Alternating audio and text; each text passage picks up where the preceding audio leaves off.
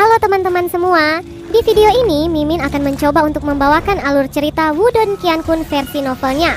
Buat kalian semua yang penasaran dengan kelanjutan perjalanan Lindong, kalian bisa mengikuti spoilernya di sini. Dan buat kalian yang suka dengan alur cerita Wudong Qiankun di sini, like video ini dan subscribe channel Mimin ya. Oke, kita mulai ya. Pada saat ini, area di sekitar Sungai Pil masih sepenuhnya diam. Tatapan-tatapan yang diarahkan ke Lindong dipenuhi dengan ekspresi hormat, seolah-olah tidak ada yang berani memecah keheningan sampai dia berbicara. Namun, Lindong tidak mau repot-repot mengamati sekitarnya. Matanya melirik platform pelatihan kuno di belakangnya. Dia tahu bahwa sebagian besar alasan mengapa orang-orang ini tetap tinggal adalah karena platform pelatihan ini. Ayo pergi, selama 2 hari yang saya habiskan berlatih di tempat ini, sepertinya orang lain telah masuk jauh lebih dalam ke Ancient Treasure Trove atau tempat harta karun. Kita harus cepat-cepat, ucap Lindong tersenyum, menoleh dan berbicara ke arah Little Flame di sisinya. Meskipun Sungai Pil berisi jumlah yang tak terhitung dari Nirvanaki dan bukan keputusan yang buruk untuk tetap tinggal di tempat ini, Lindong tahu bahwa harta yang sesungguhnya dalam tempat harta karun kuno ini bukanlah Sungai Pil. Bahkan ada lebih banyak lagi rahasia dan harta di daerah yang lebih dalam. Oleh karena itu, Lindong tegas meninggalkan lingkungan pelatihan yang baik ini. Lagi pula, ia masih harus membantu Little Martin menemukan pil samsara. Little Flame menganggukkan kepalanya. Setelah itu, Lindong berubah menjadi cahaya merah sebelum dia bergegas menuju tempat yang jauh. Little Flame juga mengikuti di belakangnya. Lindong baru saja pergi ketika dia merasakan banyak Yuan Power tiba-tiba meletus di mana Sungai Pil berada. Bocah, tidak disangka bahwa Anda telah benar-benar menguasai Great Desolate penjara jari surgawi hingga sejauh ini. Kamu benar-benar berbakat, ucap Little Martin juga muncul. The Great Desolate penjara jari surgawi sendiri bukan hanya seni bela diri manifestasi. Hanya saja saya tidak dapat memahaminya di masa lalu. Sekarang saya telah menembus panggung Nirvana. Saya akhirnya bisa memahami metode pelatihan yang lebih dalam, ucap Lindong tertawa. Great Desolate Emperor, itulah nama orang yang menciptakan seni bela diri ini. Lindong mengangguk sedikit. Ini adalah sedikit informasi yang dia peroleh dari penjara jari surgawi. Namun, dia tidak tahu apakah kaisar besar ini hanyalah panggilan atau nama aslinya. Namun, hanya dengan mendengar nama ini, ada kemungkinan bahwa orang ini adalah orang yang penting dan hebat di zaman kuno. Great Desolate Emperor. Mereka yang bisa disebut kaisar pada zaman kuno bukanlah orang yang sederhana. Gumam Little Martin tertawa dan melanjutkan berkata, sepertinya keberuntunganmu cukup bagus. Alasan mengapa seni bela diri jiwa sangat kuat adalah karena sedikit jiwa yang ditinggalkan oleh penciptanya. Sepertinya seni bela diri ini bukan barang biasa, bahkan di antara seni bela diri jiwa lainnya. Seni bela diri jiwa juga dibagi ke dalam berbagai kategori kekuatan. Itu dipisahkan menjadi peringkat rendah, peringkat menengah, dan peringkat tinggi. Perbedaannya ditentukan oleh kekuatan jiwa yang ditinggalkan oleh pencipta dan kekuatannya yang sebenarnya.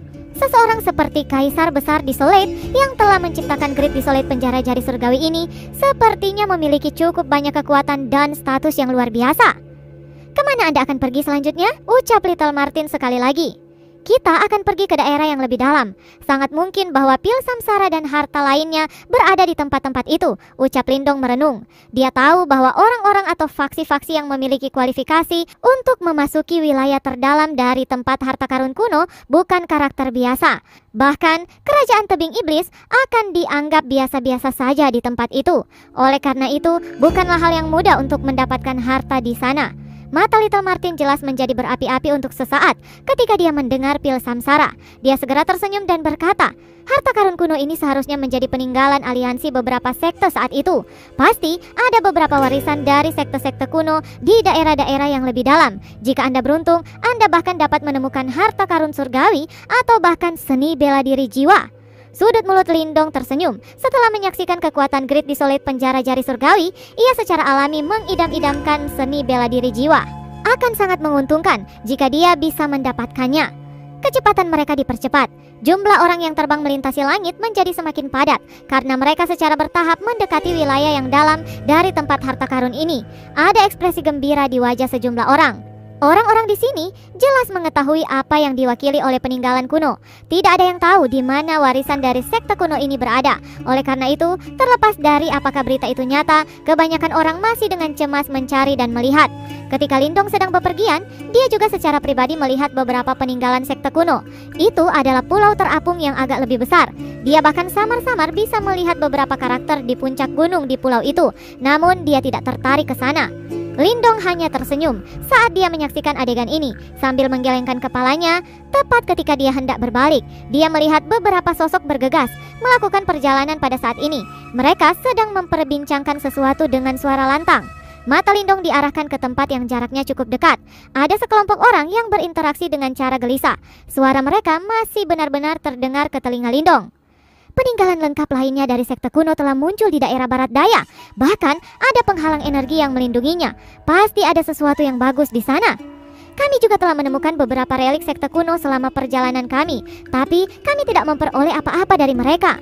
Kali ini ada kabar bagus, cukup banyak kekaisaran juga bergegas. Aku mendengar bahwa sudah ada 3 orang yang cukup beruntung untuk mendapatkan segel sekte kuno di tempat itu. Oleh karena itu, mereka dapat memilih untuk masuk kapan saja untuk mendapatkan warisan kuno. Hah? Segel sekte kuno? Siapa orang-orang yang beruntung itu? Sebenarnya, sungguh lucu membicarakan hal ini. 3 orang yang telah memperoleh segel sekte kuno tidak berasal dari beberapa kekaisaran tingkat tinggi. Sebaliknya, mereka berasal dari kerajaan peringkat rendah. Saat ini, ketiga orang yang tidak beruntung ini telah terperangkap. Selama seseorang yang kuat memaksa mereka untuk menyerahkan segel sekte kuno itu, seseorang akan bisa masuk untuk mendapatkan warisan ini. Kekaisaran tingkat rendah. Ketiga orang ini benar-benar tidak tahu malu. Meskipun mereka beruntung, mereka tidak memiliki kapasitas untuk menikmatinya. Dari kerajaan mana mereka? Ucap seorang pria kurus tinggi yang kekuatannya sepertinya ada di panggung nirvana. Sepertinya itu disebut kekaisaran Yan besar. Siapa yang akan peduli dengan kerajaan tingkat rendah ini? Saat ini, sepertinya ketiga orang itu menangis sampai air mata mereka mengering. Ucap orang lain yang datang untuk melaporkan informasi itu dengan tidak yakin. Lindong yang telah menguping pembicaraan ini tiba-tiba tercengang. Matanya langsung menyipit. The Great Yan Empire. Ketiga orang itu pasti Moling dan sisanya yang telah berpisah dengan Lindong di lembah Guntur. Dari kedengarannya, sepertinya mereka memiliki perjumpaan yang beruntung. Lindong dengan lembut menghembuskan nafas. Tubuhnya bergerak dan dia langsung muncul di depan kelompok itu. Tanpa mengatakan apa-apa yang tidak perlu, Lindong menggenggam tangannya yang besar sebelum Yuan Power dikeluarkan, membentuk tekanan yang secara langsung menekan pada sekelompok orang itu. Ahli 1 Yuan Nirvana. Orang-orang ini segera menghirup udara dingin ketika mereka merasakan fluktuasi liar yang dipancarkan dari tubuh Lindong. Mereka saling bertukar pandang satu sama lain. Semua dari mereka buru-buru menunjuk ke arah tertentu dengan ketakutan. Lindong secara acak menyebarkan tekanan auranya ketika dia melihat ini. Akhirnya dia berbalik dan pergi. Teman, bolehkah saya tahu dari kerajaan tingkat tinggi mana Anda berasal? Ucap beberapa orang dengan cepat bertanya saat mereka melihat Lindong pergi dengan cara yang begitu lugas. Mereka tahu jika mereka berteman dengan orang ini, kesempatan mereka untuk mendapatkan sesuatu di relik sekte kuno kemungkinan akan melonjak. Aku berasal dari kekaisaran tingkat rendah yang telah kamu sebutkan sebelumnya, Kekaisaran Yan Agung. Segera Lindong tertawa. Tubuhnya bergerak tanpa berhenti dan melakukan perjalanan jauh, meninggalkan orang-orang yang tercengang ini. Orang itu sebenarnya berasal dari Kekaisaran Yan Agung? Sejak kapan kerajaan peringkat rendah memiliki orang seperti itu? Ucap mereka ketika melihat Lindong menghilang ke cakrawala. Pria kurus tinggi merajut alisnya. Dia berusaha untuk mengingat sesuatu, sementara matanya tiba-tiba menyusut. Dia adalah Lindong. Lindong yang dikabarkan telah mengalahkan Sikun dari kerajaan tebing iblis di Sungai Pil. Ekspresi dari beberapa orang di samping segera berubah. Tidak disangka, ketiga orang yang tidak beruntung itu benar-benar memiliki pendukung kuat seperti itu.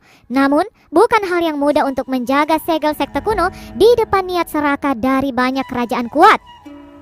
Dua sosok melesat secepat kilat. Dua sosok ini secara alami adalah Lindong dan Little Flame.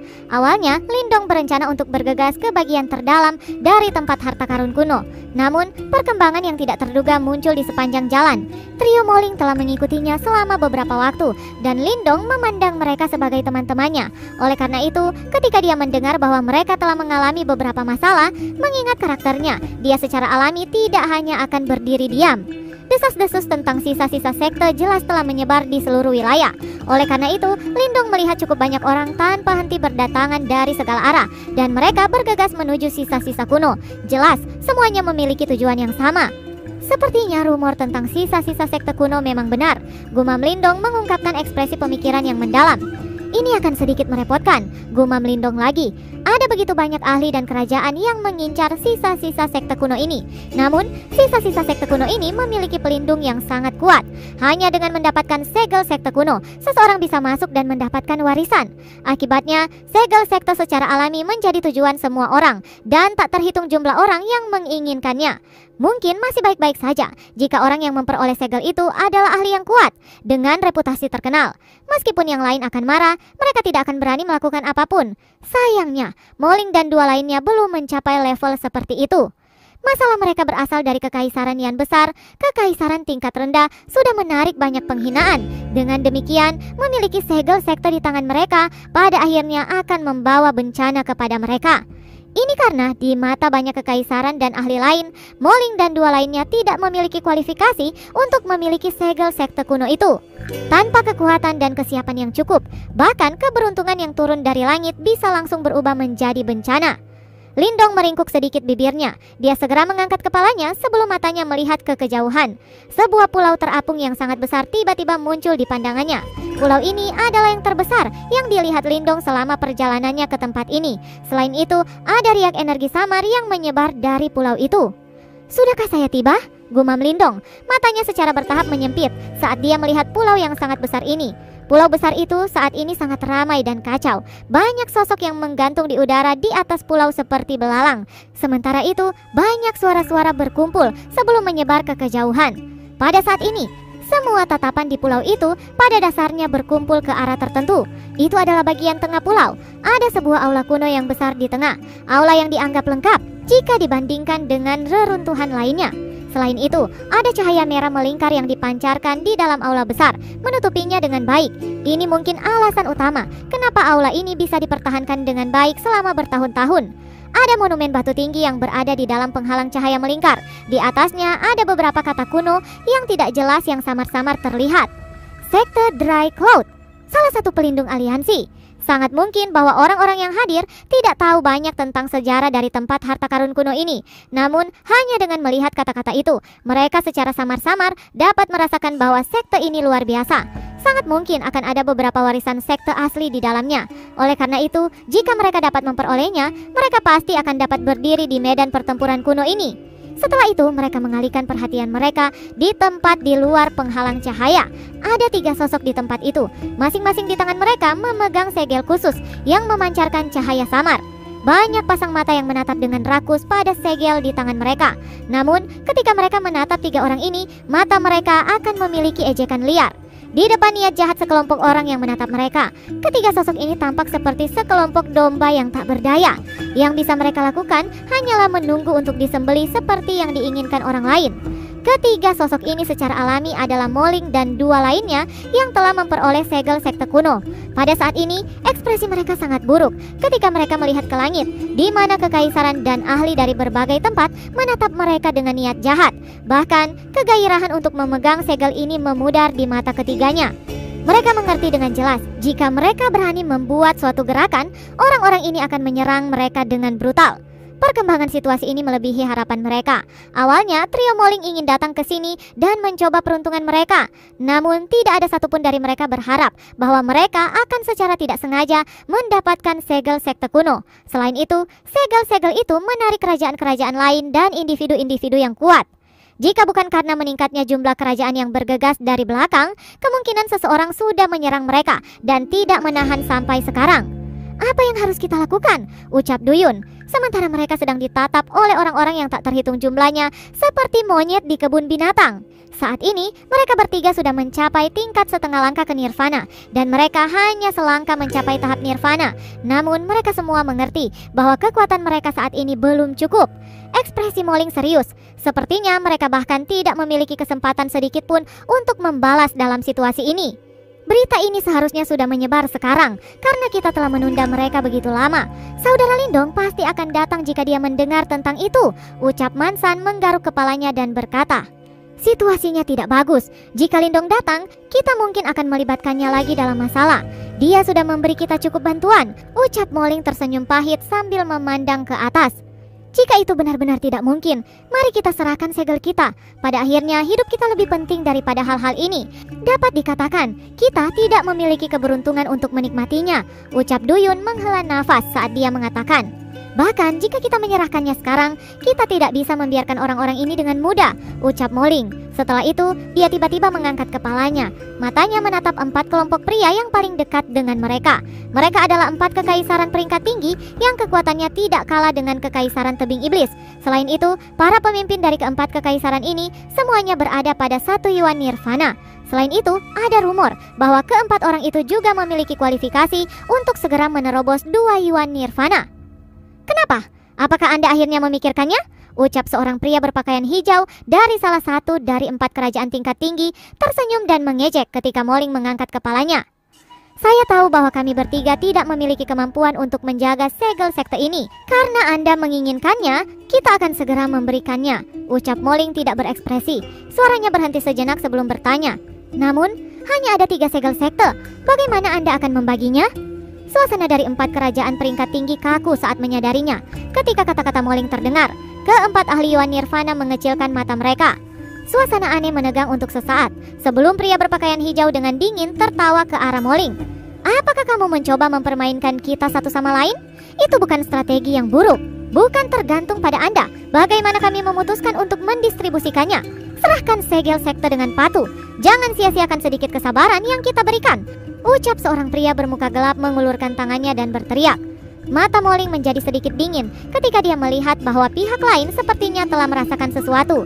Namun dia tidak memiliki alternatif lain. Yang bisa dia lakukan hanyalah bertukar pandang dengan Mansan dan Duyun sebelum mereka melemparkan lengannya dengan sikap yang muram. Segera segel sekte di tangan mereka terbang keluar.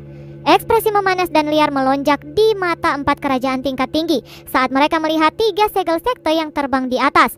Namun, semua orang secara logis memilih untuk tidak bertindak. Ini karena mereka mengerti, jika salah satu dari mereka segera bergerak, sepertinya ketiga kerajaan lainnya akan menyerang mereka secara bersamaan. Oleh karena itu, di bawah pengawasan mata orang banyak, 3 segel sekte muncul di depan 4 kerajaan peringkat tinggi. Namun, ketika mata mereka saling berpapasan dan mereka akan mencapai kesepakatan tentang siapa yang harus memiliki segel sekte, angin tiba-tiba bertiup melewati langit dan menabrak 3 segel sekte itu. Suara teredam muncul dan 3 segel sekte terbang mundur di depan mata tertegun kelompok Moling. Siapa orang pengecut itu? Keluarlah, ucap salah satu dari 4 pemimpin. Ekspresi para pemimpin dari 4 kerajaan peringkat tinggi segera berubah suram ketika mereka melihat bahwa segel itu sekali lagi terbang menjauh. Meskipun kekaisaran Yan Agung saya hanyalah kekaisaran tingkat rendah, bukankah tidak baik jika kalian berpikir bahwa kalian dapat merampok kami sesuka kalian? Ucap suara itu.